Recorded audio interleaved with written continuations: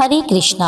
आप सभी को उत्पन्ना एकादशी की हार्दिक ढेरों शुभकामनाएं। श्री हरि आप और आपके परिवार पर सदा अपना आशीर्वाद बनाए रखें, आपकी सभी मनोकामनाएं पूर्ण करें। मार्गशीर्ष मास के कृष्ण पक्ष की उत्पन्ना एकादशी का विशेष महत्व है। इसी दिन से एकादशी व्रत की शुरुआत हुई थी। इसी दिन एकादशी माता प्रकट हुई थी। इस एकादशी का व्रत करने वाले व्यक्ति को हजारों यज्ञ और लाख गोदान करने के फल से भी ज्यादा अधिक फल प्राप्त होता है। तो आज की इस वीडियो में आप सुनेंगे उत्पन्ना एकादशी संपूर्ण व्रत कथा और तुलसी माता की आरती। आइए पूर्ण श्रद्धा और निष्ठा के साथ इस कथा का श्रवण करते हैं। प्रेम से बोलिए भगवान विष्णु की जय।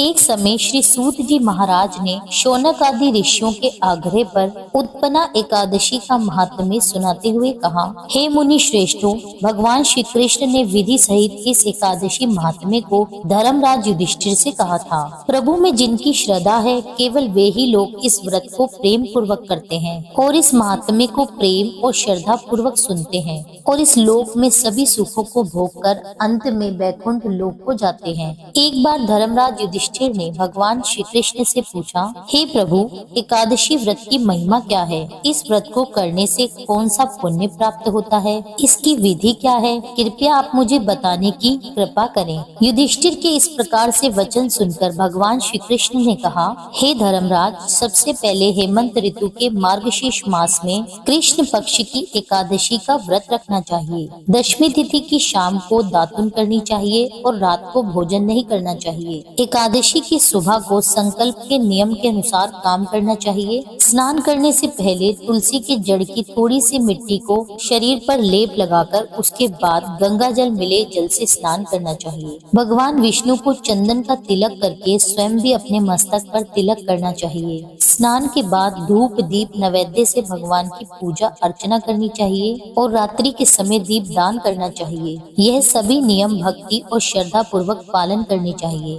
रात्रि जागरण करते समय श्री हरि के मंत्रों का जप करना चाहिए। किसी भी प्रकार के भोग विलास या स्त्री प्रसंग या किसी भी प्रकार के निंदनीय कार्य से दूर रहना चाहिए। हे युधिष्ठिर, जो फल वेद पाठी ब्राह्मणों को 1000 गोदान करने से प्राप्त होता है, उससे 10 गुना अधिक पुण्य फल एकादशी का व्रत करने से मिल जाता है। 10 श्रेष्ठ ब्राह्मणों को भोजन कराने से जिस पुण्य की प्राप्ति होती है, वही एकादशी के पुण्य के 10वें भाग के बराबर होता है। निर्जल व्रत करने का आधा फल एक बार भोजन करने के बराबर होता है। इसीलिए एकादशी का व्रत करने पर ही यज्ञ दान तप आदि पुण्य मिलते हैं, अन्यथा नहीं मिलते। इसलिए जीवन में एक बार एकादशी का व्रत अवश्य ही करना चाहिए। इस एकादशी के व्रत में शंख से जल नहीं पीना चाहिए। तामसिक भोजन और मांसाहारी भोजन का त्याग करना चाहिए। एकादशी व्रत का फल 1000 यज्ञों से भी ज्यादा माना गया है। भगवान श्री कृष्ण के ये वचन सुनकर धर्मराज युधिष्ठिर ने कहा, हे प्रभु,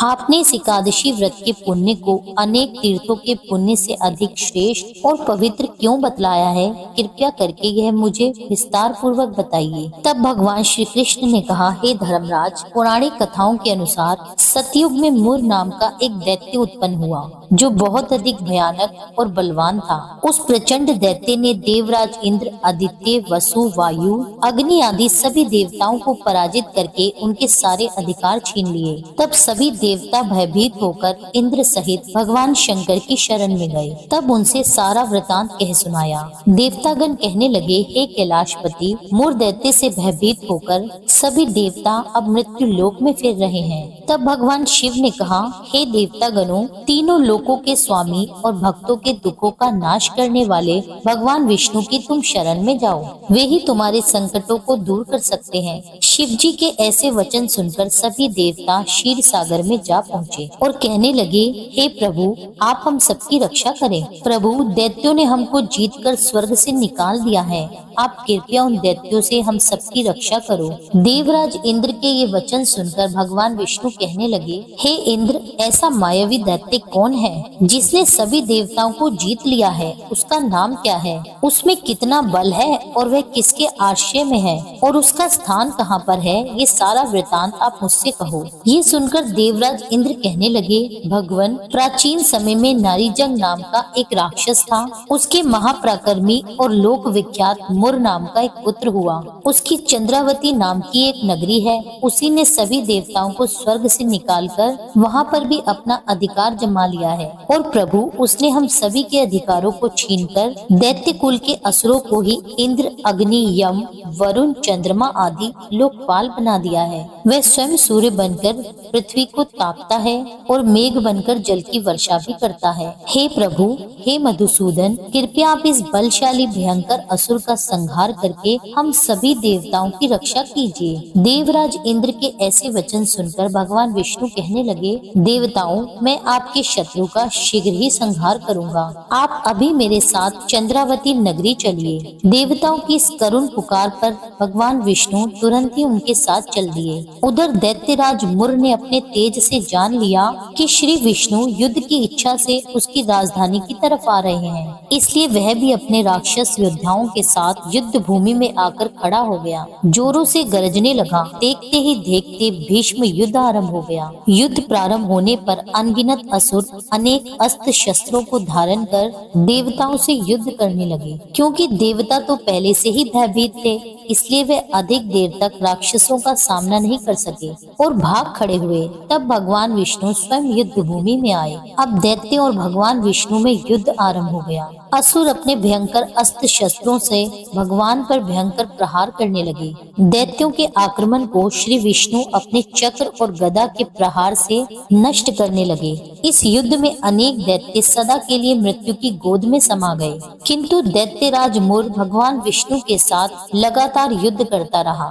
उसका तो जैसे अभी तक बाल भी बांका नहीं हुआ। भगवान विष्णु मुर राक्षस को मारने के लिए जिन जिन शस्त्रों का प्रयोग करते, उसके तेज से नष्ट होकर उस पर पुष्प के समान गिरने लगते। अनेक अस्त्र और शस्त्रों का प्रयोग करने पर भी भगवान विष्णु उस दैत्य से जीत नहीं सके। तब वे आपस में मल्ल युद्ध करने लगे। भगवान विष्णु उस दैत्य से देवताओं की रक्षा के लिए सहस्त्रों वर्षों तक युद्ध करते रहे, किंतु उस दैत्य से जीत नहीं पाए। अंत में भगवान विष्णु शांत होकर विश्राम करने की इच्छा से बद्रिका आश्रम स्थित 38 कोस लंबी एक द्वार वाले हिमवती नाम की गुफा में प्रवेश कर गए। हे धर्मराज, उस गुफा में फिर प्रभु ने शयन किया। भगवान विष्णु को ढूंढते ढूंढते, उनका पीछा करते करते दैत्य नामक मुर वहीं पर चला आया। भगवान श्री हरि को शयन करता हुआ देखकर वह उन्हें मारने के लिए तत्पर हुआ। वह सोच रहा था कि आज मैं अपने चिर शत्रु को मारकर हमेशा हमेशा के लिए निष्कंटक हो जाऊंगा, परंतु उसकी यह इच्छा पूर्ण नहीं हो सकी, क्योंकि उसी समय भगवान विष्णु की दिव्य देह से एक दिव्य वस्त्र धारण किए हुए अत्यंत मोहिनी कन्या प्रकट हुई। प्रकट होते ही वह कन्या राक्षस को ललकार कर उससे युद्ध करने लगी। उस कन्या को देखकर दैत्य को घोर आश्चर्य हुआ और वह सोचने लगा कि ऐसी दिव्य कन्या कहाँ से उत्पन्न हुई, और दैत्य मुर लगातार उस कन्या से युद्ध करता रहा। कुछ समय बीतने पर उस कन्या ने क्रोध में आकर उस दैत्य के अस्त्र शस्त्रों के टुकड़े टुकड़े कर दिए, उसका रथ तोड़ डाला। अब तो दैत्य को बड़ा ही क्रोध आया और वह सारी मर्यादा भंग करके उस कन्या से मल्ल युद्ध करने लगा। उस तेजस्वी कन्या ने उसे धक्का मारकर मूर्छित कर दिया। उसकी मूर्छा टूटने से पहले ही उन्होंने उसका सिर काटकर धड़ से अलग कर दिया। सिर कटते ही वह दैत्य धरती पर गिरकर मृत्यु को प्राप्त हो गया। बाकी बचे असुर अपने राजा का ऐसा दुखद अंत देखकर भयभीत होकर पाताल लोक को भाग गए। उधर भगवान विष्णु जब निद्रा से जागे, तब उस असुर को इस प्रकार से मरा हुआ देखकर उन्हें घोर आश्चर्य हुआ और वे सोचने लगे, इस महाबली राक्षस को किसने मारा। तब वे तेजस्वी कन्या श्री हरि के सामने हाथ जोड़कर कहने लगी, हे प्रभु, यह असुर आपको मारने को तत्पर था। तब मैंने आपके शरीर से उत्पन्न होकर इस असुर का वध कर डाला है। कन्या की बात सुनकर भगवान बोले, देवी तुमने इस असुर को मारा है, इसीलिए मैं तुम पर अत्यंत प्रसन्न हूँ। इसे मारकर तुमने तीनों लोकों के देवताओं के संकटों को दूर कर दिया है, इसलिए आज तुम अपनी इच्छा अनुसार वरदान मांगो, मैं तुम्हारी हर इच्छा को पूर्ण करूंगा। भगवान की ये बात सुनकर कन्या बोली, हे प्रभु मुझे यह वरदान दीजिए कि जो भी मनुष्य या देव मेरा व्रत करे, मेरा ध्यान करे, उसके सभी पाप तुरंत ही नष्ट हो जाएं और अंत में उसे स्वर्ग लोक की प्राप्ति हो जाए। मेरे व्रत का आधा फल व्रती को मिले और उसका आधा फल एक समय भोजन करने वाले को मिले। जो श्रद्धालु भक्त भक्ति पूर्वक इस मेरे व्रत को करे, वो निश्चय ही वैकुंठ लोक को प्राप्त कर ले। हे प्रभु, जो मेरे व्रत में दिन या रात्रि को केवल एक समय ही भोजन करे या फलाहार करे, वह धन धान्य से भरपूर रहे। कृपया करके प्रभु मुझे ऐसा वरदान दीजिए। तब भगवान श्री हरि कहने लगे, हे कन्या ऐसा ही होगा। मेरे और तुम्हारे भक्त एक ही होंगे और संसार में प्रसिद्धि को प्राप्त कर अंत में वे मेरे लोक को प्राप्त कर लेंगे। हे कल्याणी, क्योंकि तुम एकादशी को उत्पन्न हुई हो, इसीलिए तुम्हारा नाम एकादशी हुआ, और क्योंकि तुम मेरे अंश से उत्पन्न हुई हो, इसीलिए संसार में तुम उत्पन्ना एकादशी के नाम से जानी जाओगी। जो मनुष्य इस दिन व्रत रखेंगे, उनके समस्त पाप जड़ सहित नष्ट हो जाएंगे। तुम मेरे लिए अब तीज, अष्टमी, नवमी और 14 से भी अधिक प्रिय हो। तुम्हारे व्रत का फल सभी तीर्थों के फल से भी महान होगा। ये बात मैं एकदम सत्य कहता हूँ, इसमें तनिक भी संदेह नहीं है। ऐसा कहकर श्री हरि उसी स्थान पर अंतर्ध्यान हो गए।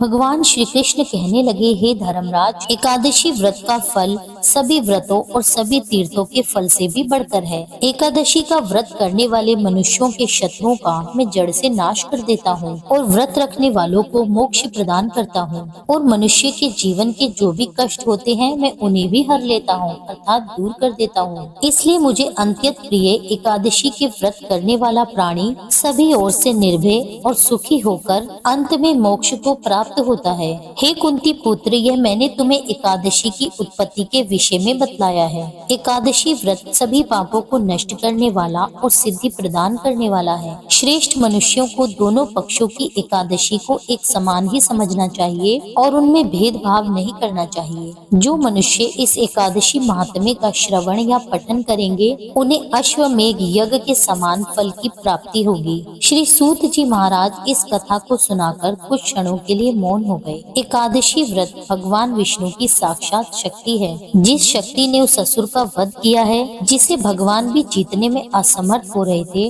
उसी शक्ति के आगे मनुष्य के पाप रूपी असुर भला कैसे टिक सकते हैं। जिस शक्ति ने देवताओं के कष्ट को हरकर उन्हें सुख प्रदान किया, वे प्राणी मात्र को भला क्या नहीं दे सकती। सुख, समृद्धि, शांति और मोक्ष सब कुछ आसानी से प्राप्त किया जा सकता है। प्रेम से बोलिए श्री विष्णु भगवान की जय, एकादशी माता की जय। आज उत्पन्ना एकादशी के दिन आपको एकादशी व्रत कथा को भी अवश्य ही सुनना चाहिए, क्योंकि इसी दिन एकादशी माता का प्रकट्य हुआ और उन्होंने भगवान विष्णु के प्राणों की रक्षा करी। आज के ही दिन आप एकादशी व्रत कथा को भी हमारे चैनल पर सुन सकते हैं, तो आप उसे भी अवश्य सुनिएगा और आज की इस कथा को भी अपना भरपूर प्रेम और स्नेह दीजिएगा। आप सुनिए तुलसी माता की आरती। तुलसा महारानी नमो नमो, हरि की पटरानी नमो नमो। कौन से महीने में बोई रानी तुलसा, तो कौन से महीने में हुई हरियाली नमो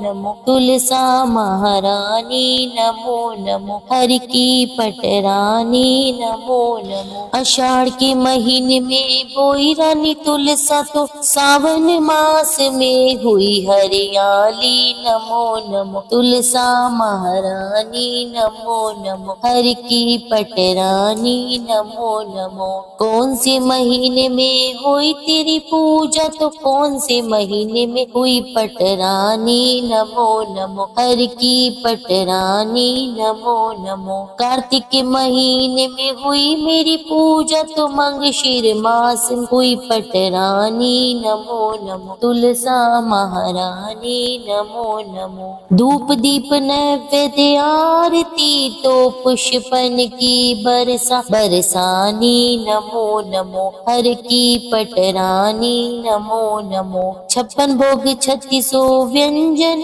तो बिन तुलसा हर एक न मानी नमो नमो। तुलसा महारानी नमो नमो। हर की पटरानी नमो नमो। जो कोई तुलसा को सवेरे गाए श्री कृष्ण के दर्शन पाए। जो कोई तुलसा को दोपहर को गाए तो श्री खीर खांड के भोग लगाए। जो कोई तुलसा माई सांझ को गाए तो श्री कृष्ण जी को आरती उतारे। जो कोई तुलसा को आधी रात को गाए तो श्री कृष्ण जी के चरण दबाए नमो नमो। तुलसा महारानी नमो नमो। हरि की पटरानी नमो नमो। तुलसी माता की आरती के साथ आज की यह वीडियो समाप्त होती है। उम्मीद करती हूँ यह वीडियो आपको पसंद आई होगी। वीडियो अच्छी लगी हो तो वीडियो को लाइक अवश्य कीजिएगा और अपने फैमिली और फ्रेंड्स में शेयर कीजिएगा। और जिन भी लोगों ने अभी तक मेरे चैनल को सब्सक्राइब ना किया हो कृपया वे मेरे चैनल को सब्सक्राइब कर लीजिए ताकि सभी वीडियो की नोटिफिकेशन आपको सही समय पर मिल सके। मेरी वीडियो में अंत तक बने रहने के लिए आप सभी का बहुत बहुत हार्दिक आभार। मिलती हूँ आपसे एक अगली वीडियो में। जब तक के लिए जय श्री राधे।